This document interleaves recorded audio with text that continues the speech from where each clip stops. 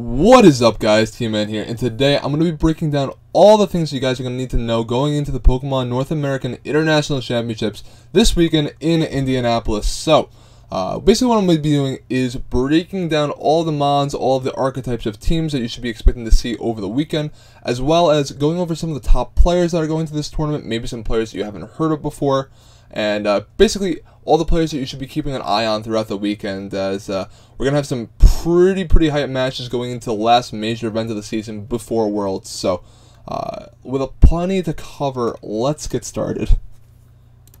So one of the best places to start off here, I think, is to look at all the teams that did very well at the last few regional championships going into this event. One of the first ones in North America was the Madison Regional Championships. So, that team that won that tournament was the Bulai Lego Arcanine Corps, also known as BAN, as NBA, whatever you want to call it. That was piloted by Drew Nowak, and that team is a very interesting team that relies on using Tapu Bulu's terrain control to kind of allow the other mons on the team to get more value out of them, so to say. Things like bulky Nihilego, being able to live things like Garchomp Earthquake is very cool. You know, Tapu Koko and Tapu Lele not doing nearly as much damage without their terrains, as Tapu Bulu is the slowest of them.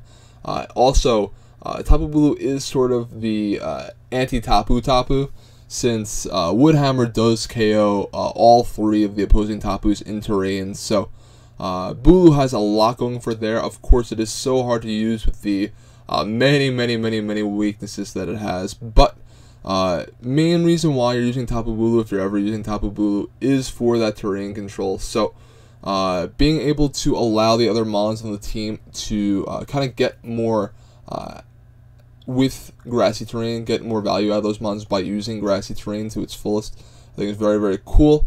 Common mons we see with this, of course, is that the Pheromosa that was so crucial to Drew's run in Madison. I know that in the past there was a team earlier this season that relied a lot on the Magnezone, the Araquanid, and the P2. That was the team that Alex Gomez and Albert B. Midnight both used to get first and second at Sheffield Regional Championships. So a few things here and there change throughout the team, but for the most part you're seeing this core of 3 Pokemon that's just functions so well together. The one downfall to this team is the fact that it's kind of like one of these patchwork teams. I've talked a lot Nihilego before in the past, but one of the big problems with this team as a whole is that if you ever lose one of the pieces, it becomes really hard to regain momentum. Since, say, you lose your Tapu Bulu and you lose terrain control for the rest of the game, that means Tapu Koko, Tapu Lele are doing so much damage in the late game. Also, if there's a Garchomp in the opposing team, Garchomp's getting the full-powered Earthquakes on a team that already, as you see, has 2 very bad ground weaknesses. Arcanine really can't do anything back to Garchomp. Nihilego has the 4X weakness, so without a Focus Sash, it's not going to be living any sort of Earthquake outside of grassy terrain. So, it's really easy to pick the team apart because of things like Tapu Bulu with so many weaknesses, Nihilego with a very poor physical defense stat. It can be very easily abused. But one of the good things that's going for it right now is the Kartanas that have been trending upwards aren't actually carrying Smart Strike. Most of them are using the Grassy MZ or the Fightinium Z with the All-Out Pummeling the Bloom Doom. And those Kartanas have been running either Substitute or Sword Stance just to kind of get more value out of those Z moves. So that's a good thing for Nihilego. That means that in order to knock out Nihilego, the Kartana does have to go for a Z move. That's one of the main answers that many of these standard good stuffs teams, as we'll get into later, have to deal with Nihilego. Nihilego is one of the premier anti-meta mons in the format as well. That's essentially what BAN is at its core. It's an anti-meta team. It does really well against a lot of the standard stuff, but if you lose any piece of the puzzle, it just becomes really hard to stay in games. So while I don't think it'll win, I think that it'll have a pretty good showing, just because I think a lot of people are starting to respect how this team functions now that it has won a regional. And like I said, it is one of the premier anti-meta teams in the format. So being able to have a team that has really, really good matchups against a decent majority of the field, if you can play it at a very, very high level, is something that's very, very appealing. So the next thing I wanted to talk about was the Snorlax Ninetales combination. Earlier on in the season, we saw a lot of Mimikyu Snorlax, being able to use the Ghost DMZ off of Z Destiny Bond to redirect attacks into the Mimikyu, make sure Snorlax sets up a Belly Drum, most likely a Belly Drum, sometimes Cursed, most definitely always Belly Drum though, and you just get Trick Room up from there. But this kind of new way that they're running it is with Ninetales, and what Ninetales will do is Ninetales sets up Aurora Veil, makes it really, really hard to take out Snorlax. So with Snorlax and Ninetales being very, very annoying for teams to deal with, a lot of teams just don't like taking the Blizzard damage from Ninetales. Some teams, Ninetales doesn't hit at all, but nonetheless, Aurora Veil is always going to be extremely annoying, especially for teams that don't have things that hit Snorlax super effectively, like teams with Buzzwole or Pheromosa on them, since Snorlax, when it sits on the field for a very, very long time, usually is not a good thing. Usually want to take care of it as soon as possible, but it's really, really hard to do without Aurora Veil, without something like a fighting type, or something like the aforementioned Fighting Z move from Kartana. So it's a very, very potent combination that I expect to see a decent amount of going into Indy. And I know it's something that a lot of people are preparing for. I know a very decent team that people have been expecting to see has been this, plus, you know, Garchomp, Celesteela, Tapu Koko, and Arcanine, just a very standard Bog 6. You know, Arcanine and Tapu Koko just being very standard. Volt Switch is very, very good, allows you to cycle Intimidate with the Arcanine. And then Garchomp carries the Grand EMC, which is really, really, really useful to deal with some of the bigger threats to Snorlax, like Muck. Muck's a really, really big one, since being able to knock off the berry is pretty huge, as well as just doing really good damage to things like Arcanine. But there's not really too much to it. You know what Snorlax Ninetales is generally going to be doing. Maybe there's a question of which Snorlax it is, whether it be Belly Drum or Curse. There can be different coverage moves, such as Wild Charge or High Horsepower. Sometimes if it's Belly Drum, there's no coverage move at all. They offer Protect. Almost all of them are running Recycle. That's pretty much a given. Almost all of them are running Return of Frustration. That's almost a given at this point, too. Ninetales has some variation in some moveset, just because it has some really interesting tech moves that it can use. Ninetales usually be running Blizzard and Aurora Veil. I think that more people are opting to use Icy Wind over something like Freeze Dry right now. But on top of that, there's a big toss-up between Encore and Protect and Roar, and I think there's something else in there that isn't nearly as prevalent, but those are the main three that I've been seeing, Encore and Protect being the main toss-up slot. Most people are opting for Protect still. That's still pretty much standard across all the Ninetales, but I know that a few people have been giving up Protect on Ninetales, just because Ninetales doesn't really do too much when it's on the field, unless you think you can come back in and get a second Aurora Veil off, or if Blizzard hits a good chunk of the team for a decent amount of damage, and maybe you want to save the Ninetales. But otherwise, Ninetales really doesn't care about going down too early, as long as it's getting some productive turns on the field. It can sometimes buy some extra turns with Encore that just be more valuable than Protect. So not too much variation, but there's a few things here and there that changes depending on the team. So I think if you're going to run into it and you have to expect anything, I'd probably expect something like Blizzard, Icy Wind, Aurora Veil, Protect, and then on the Snorlax, I want to say more of them are running Belly Drum right now, but I think that there's still going to be a decent amount of them running Curse. So you have to play like they have both of them, since you're not really going to know until the Snorlax starts setting up. So just being aware that it is something that's going to happen, they are going to try and set up on you, is very, very, very important, in making sure that you're not going to let the Snorlax get too far ahead in the early game.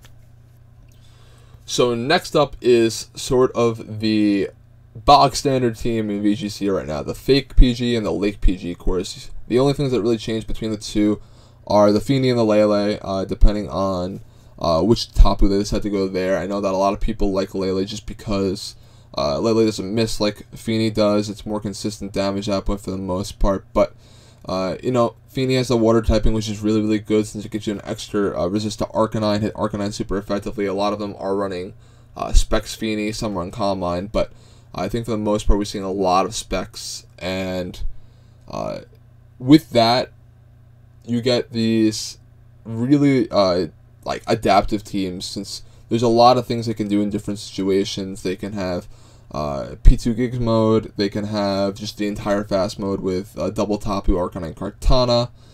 Coco's really, really good for switching up those modes very, very quickly with Volt Switch, so you can cycle in your Sandstream on Gigalith and weather mashups.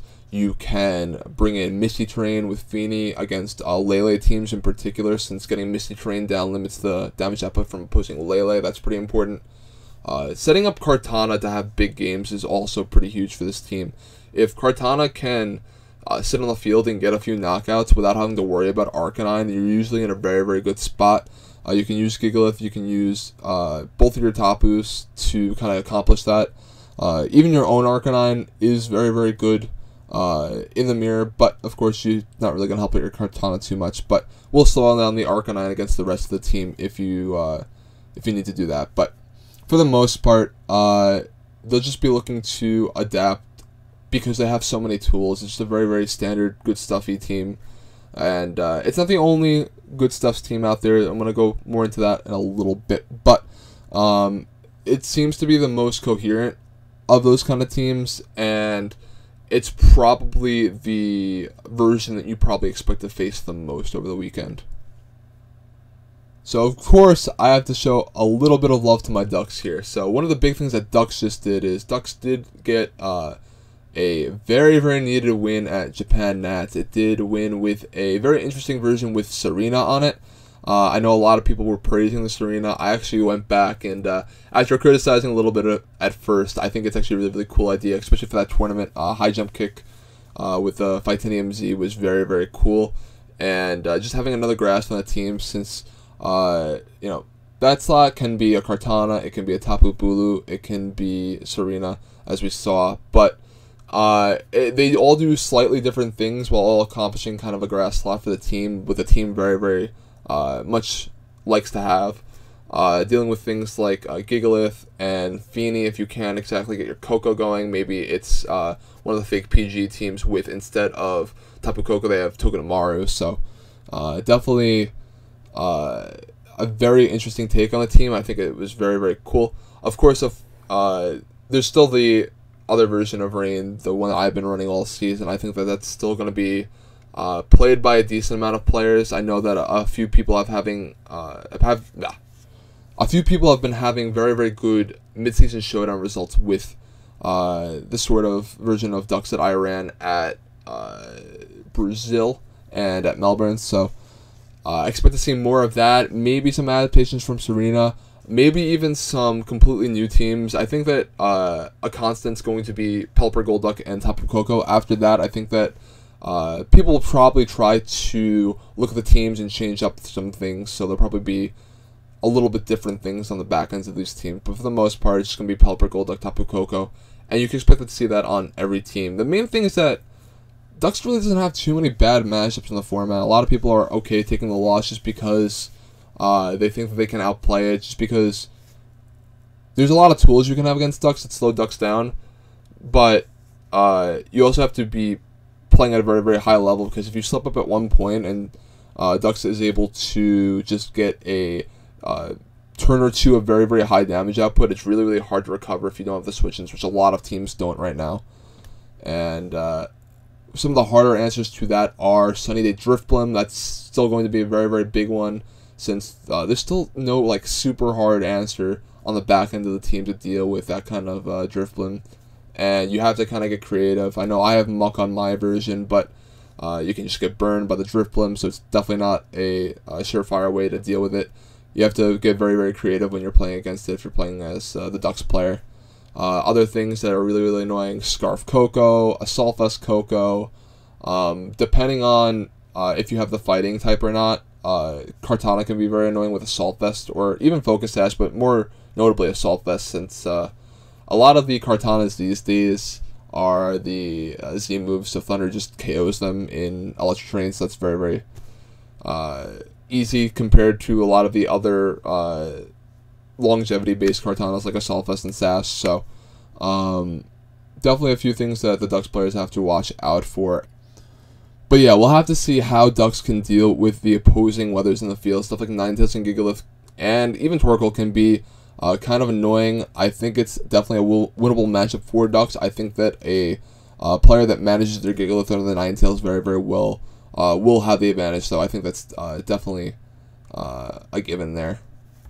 So the next team I want to talk about is this kind of Good Stuffs team that we're seeing that usually carries between 4 and 6 of these mons. And we're seeing a very large number of them. I expect to see these by far the most of the tournament. And usually these teams start out with Arcanine. We don't have a lot of fire types in the format. We don't have a lot of intimidators in the format. So having both of the things in one mon is always just going to be something that almost every team wants in the format. So Arcanine's on almost every version of this team. Usually partnered with either 1 or 2 of the Tapus here.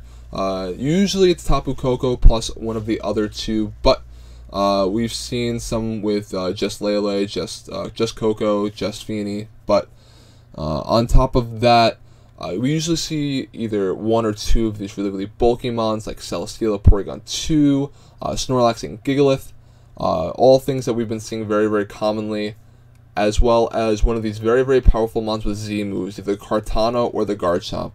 The recent versions of these teams almost always have Z move. Occasionally you'll see something like Assault Vest on the Garchomp, or a Focus Sash or a Scarf or Assault Vest on the Kartana as well. But I want to think that a majority of the Kartanas and the Garchomp that we're seeing now are the Z moves, especially on these types of teams.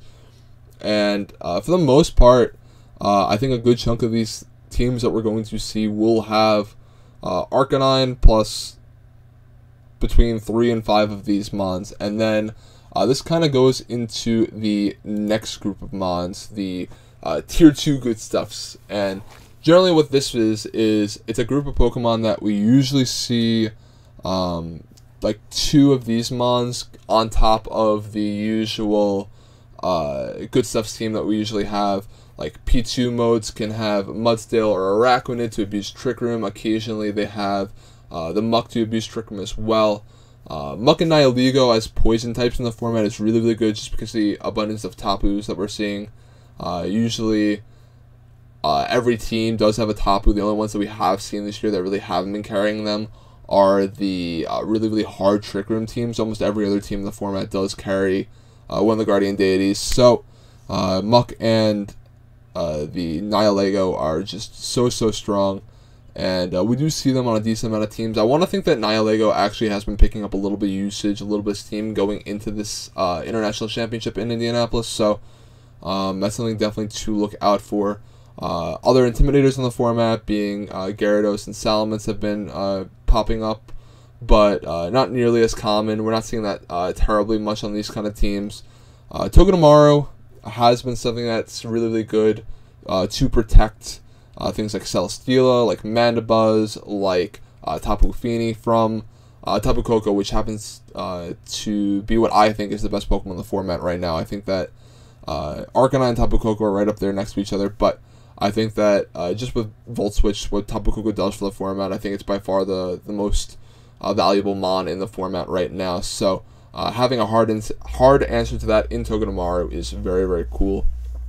On top of that, like we said before, Ninetales is really just on teams with other really, really bulky Pokemon, and Aurora Veil will provide extra longevity for those mons, especially ones with a recovery like Snorlax, so that's very, very huge.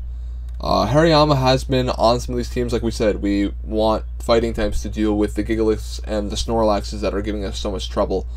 So Hariyama is one of the better ones in the format at that. Outside of the 2 fighting type Ultra Beasts, which I'll talk about in just a second. But the Tailwinders in Mandibuzz and Drifblim haven't been seeing as much use lately, mostly just because they're kind of they kind of feel like dead mons a lot of the time once Tailwind goes up, and they kind of just sit on the field and don't do too much. And if they have seeds, then if they want to switch out, they have to switch out with their seeds. So generally just stay on the field until they get knocked out, just so they can get the full value out of their seeds. Drifblim can go for Will-O-Wisp on things, maybe start throwing some Shadow Balls. Sometimes they carry Disable or Sunny Day for opposing weather matchups, maybe boost their Arcanine's damage output. Even sometimes Destiny Bond, just to guarantee you get extra turns of Tailwind if they don't want to have to knock out your Drifblim and lose one of their own mons. Mandibuzz being the bulkier of the two, and I don't know. I think that both of these are very, very strong mons. I don't know exactly how far either of them will go. They're just very, very passive, and I'm not sure how that'll stack up in this field. Maybe if it slows down a bit, maybe if the meta becomes very, very slow and kind of bulkish meta, if we see a lot of things like Snorlax, I think that both of those things maybe will have a decent amount of success. But as of now, I'd probably expect them not to have too high usage. The interesting one here is Metagross, and Metagross has been picking up a lot of usage since the ban core that we talked about before, Bulai Lego and Arcanine, did win that regional, since Metagross deals with that very, very well. The steel typing is huge. Not being able to get intimidated is also huge, since a lot of the reason why the team functions is because Arcanine allows things like the Nihilego and the Tapu Bulu to live hits via Intimidate. So being able to get Intimidate off onto mons is how they kind of prolong the game like they want to do. That's what they play for, a bulkier end game where they can just kind of beat down your mons before you can beat down them. And then Metagross kind of tears right through that, just because you can't intimidate Metagross. Arcanine has to be on the field on the turn that Metagross has to be dealt with. The main thing that's holding Metagross back is the unfortunate accuracy of its stabs. It does not get Iron Head this generation. It's a tutor move, so you're relying on Zen Headbutt, you're relying on Meteor Mash, both of which are 90, I believe. And then even on top of that, we have Hammer Arm is a very common move on Metagross, so that you can use All-Out Pummeling, as well as Earthquake for Tectonic Rage. And Earthquake is really, really hard to use in this format, just because there's nothing that really flies. I got 4 flying mons over there, but they're not really that good. They suck. And Metagross isn't doing any damage with Earthquake anyways. It needs to be using Tech Rage, so it's essentially a Z move that you can only use the Z move for. It's not really that useful. And then All Out Pummeling, Hammer Arm will miss. So Metagross is a kind of appealing Pokemon. I don't know exactly how well it'll do. It has won a regional this year. Aaron did win a regional with it, with Drifblim Lele stuff. Maybe it could be really, really cool there, but the accuracy is just very, very threatening for it. So one of the next things I want to talk about is the Ultra Beast, UBO2. That's Absorption and Beauty, if you remember from way back in the spoiler days. But this is Buzzwole and Pheromosa. Buzzwole and Pheromosa are two things that I think are very, very important to look out for going into internets. This is these are two Pokemon that I would not want to take a bad matchup against. More so Pheromosa, just because it's a very, very risky mon to let it get going. Since if it's able to pick up knockouts without being retaliated against, then it gets a beast boost, and games can kind of just spiral out of control from that point. Buzzwole to a lesser extent, just because Pheromosa does have the speed, but Buzzwole in its own right can be very, very bulky and hard for teams to take out. Obviously, teams do have Arcanine, but teams that are able to limit the effectiveness of Arcanine and let Buzzwole kind of take over games might see a decent amount of success this weekend, just because of how good Buzzwole is against the majority of the format. There's looking at the fake PG teams, we have the Tapus, which can Poison Jab against. Obviously, it gets hit very, very hard by them. Gigalith and Snorlax and P2, which you can just Superpower. Garchomp can Ice Punch. Superpower is very, very good for Kartana, since Kartana really just can't touch Buzzwole at all. Both of the Z moves are resisted by Buzzwole, so neither of those are doing too much damage, on top of the fact that Buzzwole already has that really, really sky-high defense stat. So I think that both of these are really threatening mons. The fighting coverage is probably as important as it's ever been going into this tournament. So I expect both of these to have like decently strong tournaments. I think that Pheromosa will definitely have a stronger tournament just because it's a lot easier to use. You can kind of fit it into more teams just because it's a very like consistent answer to a lot of things that you have to beat. Whereas Buzzwole, you kind of need to make sure the team supports Buzzwole well enough so that Buzzwole can ignore the opposing Arcanines. And if you're able to do that, then Buzzwole can just win the game on being able to do a lot more damage than your opponent can do to it, and just spiral out of control that way. But Buzzwole did have a very good tournament in Japan. It got second at Japan Nats on a very interesting team with Mandibuzz and Coco. So I expect that kind of team maybe to pop up again. I think that's a very strong team going into this tournament. So definitely something I'd be on the lookout for. And then, of course, Pheromosa is a nightmare, a headache to play against. High Jump Kick and Focus Blast are two of the scariest moves in the game, just because if they hit, they're doing lots of damage. If you're the Pheromosa player, you don't know if they're going to hit. A lot of them have been running the Z move now, since you get the guaranteed hit. You're not going to have to worry about accuracy, but that does involve sacrificing Focus Sash, which is also a very important item, since, of course, with no defenses, Pheromosa is really at risk of going down. So here are some archetypes that I think people are kind of sleeping on going into this tournament, and I think it's definitely something that people should like keep on their minds, that these teams do still exist. They are still very threatening, and if you do not have answers to them, you will probably lose to them. And I think a lot of people are just like saying we're not going to see a lot of this kind of stuff. I think we're okay taking the bad matchups, but like in this format in particular, you have to take bad matchups somewhere. It's really hard to build a team that has good matchups across the board in the format. But these are some of the things that I think are very threatening.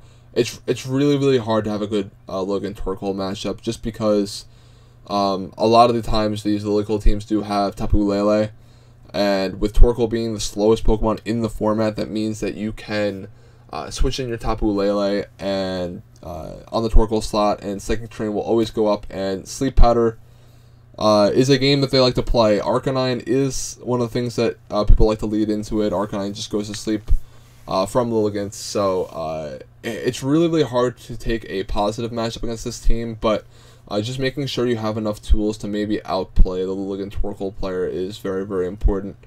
Just making sure that Torkoal's not getting off free eruptions, Lilligant's not doing too much damage with Sleep Powder, maybe respecting Bloom Doomsday, that's definitely an option as well.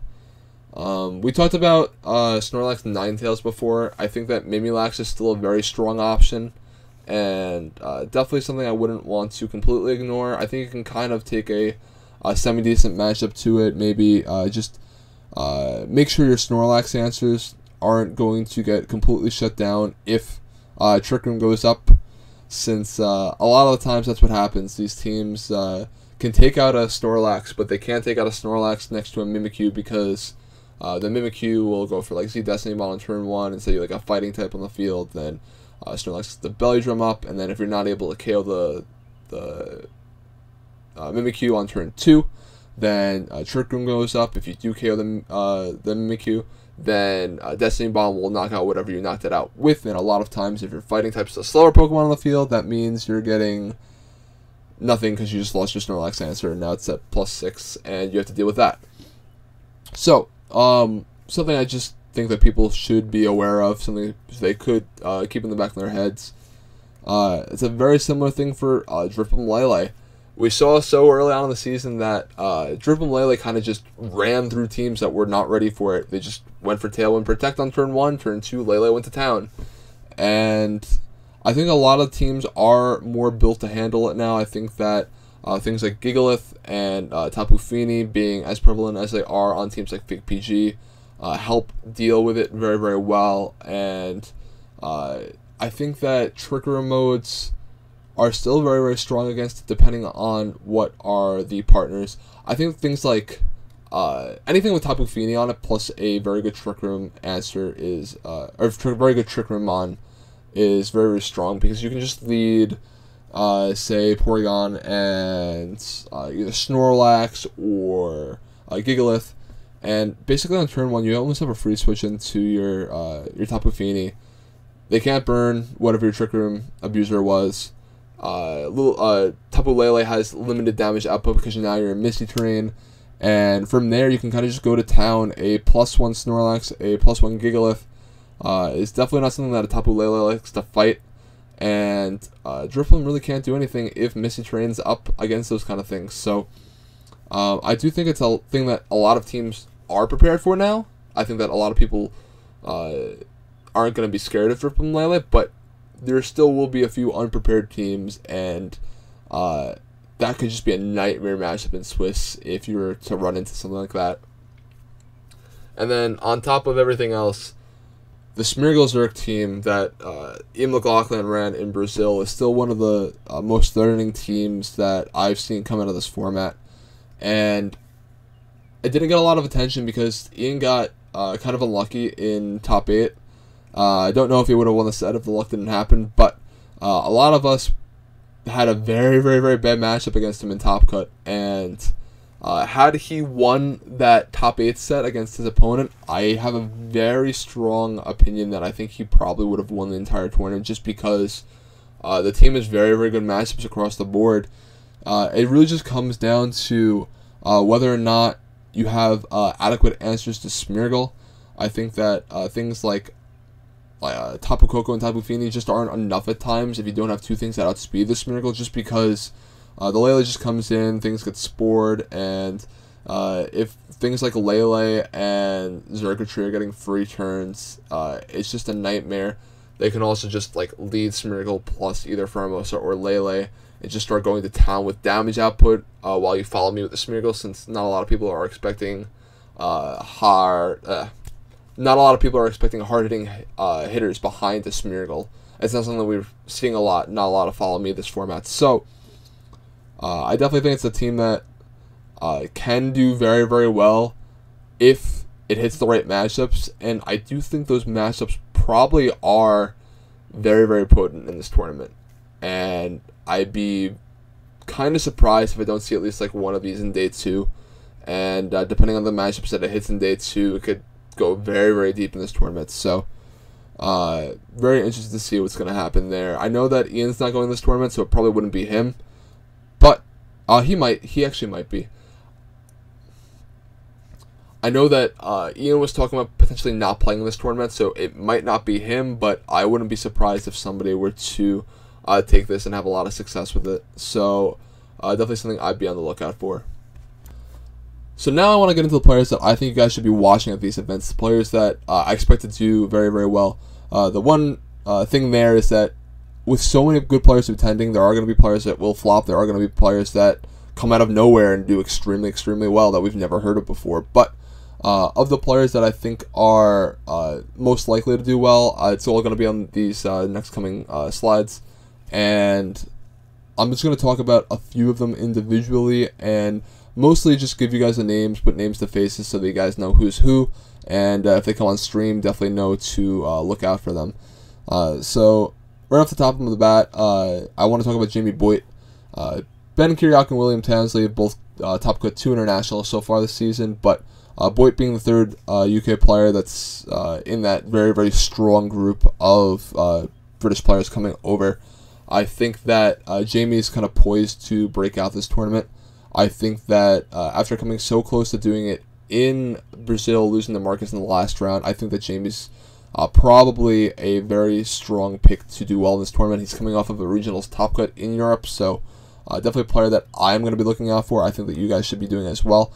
He always has some very interesting, innovative teams, so I think overall it's a very strong player with a lot to prove this tournament. He hasn't had the stellar finish this year, but has had a very decorated past, of course. So definitely a player that I want to see do well, and I'm definitely going to be watching over the weekend. Next, I want to talk about Alex Gomez. So Alex has also had a very subpar season by his standards to this point, and I think that being the kind of player that Alex is, he has a very, very strong drive, and I think that's going to drive him to do very, very well at this tournament. I think that he's been doing a lot of really good prep work. I've been talking to him a lot, and if I had to put money on any player top cutting this tournament of all the players I'm going to be talking about today, I'd probably put it on Alex just because I think he's that strong of a player. So I definitely expect him to probably do well this tournament, and I'd be really, really surprised if I didn't see him at least into day 2, if not all the way into top cut, maybe into finals. So definitely another strong player to watch out for. So the next group I want to talk about is a group of players that already have their invite, but maybe don't have their day 2 invites locked up yet, and it'll be really, really hard for them to get them. They definitely have to probably top cut to even have a chance at getting these invites, but even a top cut might not be enough. They might have to go even further, maybe into top 4 or finals to get these invites to day 2. So with that said, I think the players that I want to talk about specifically are Wolf Glick, of course.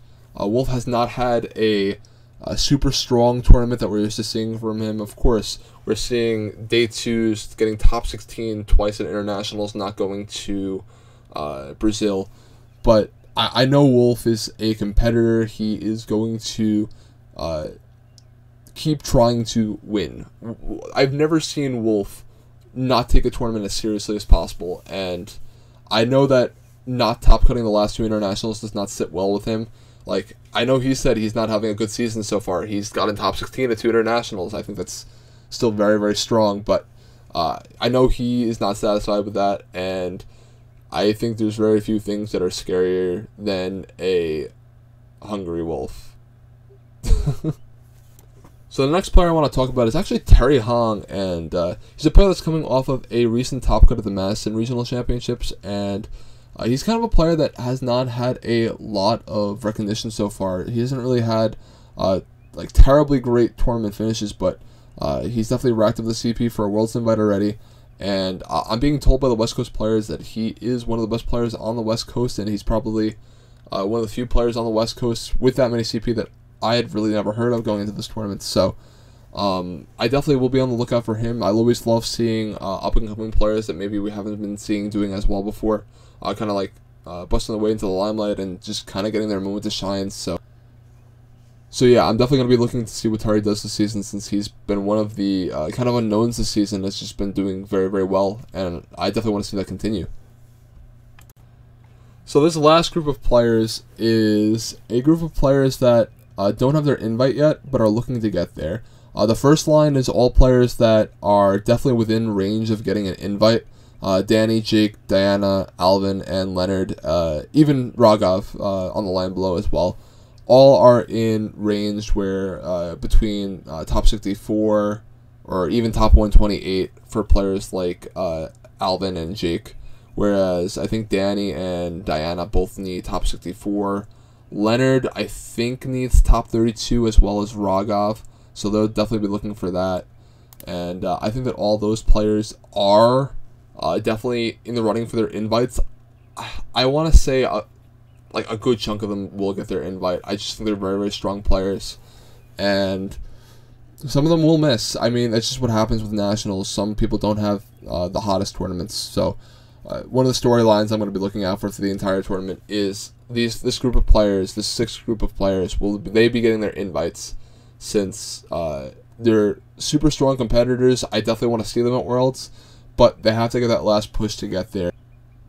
So yeah, we just have to wait and see, and if any of them are going to get their invite, definitely Alvin and Jake are like right on the cusp there. I think that they just need to have very decent tournaments. They don't even need to do extremely well. They just need to have good enough finish to get the CP that they need. They just need a little bit more CP to make Worlds.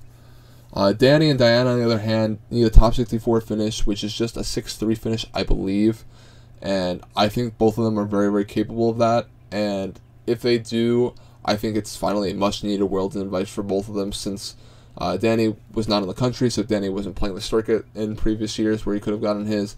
And then Diana playing so late in the season last year that she didn't have enough time to rack up the points she needed for Worlds, despite winning a regional last year. So hopefully all 4 of those players get in, even Leonard and Raghav too, making the full 6. But Odds are maybe 1 or 2 of them falter, and maybe 1 or 2 of them miss their invites, but definitely going to hope for them.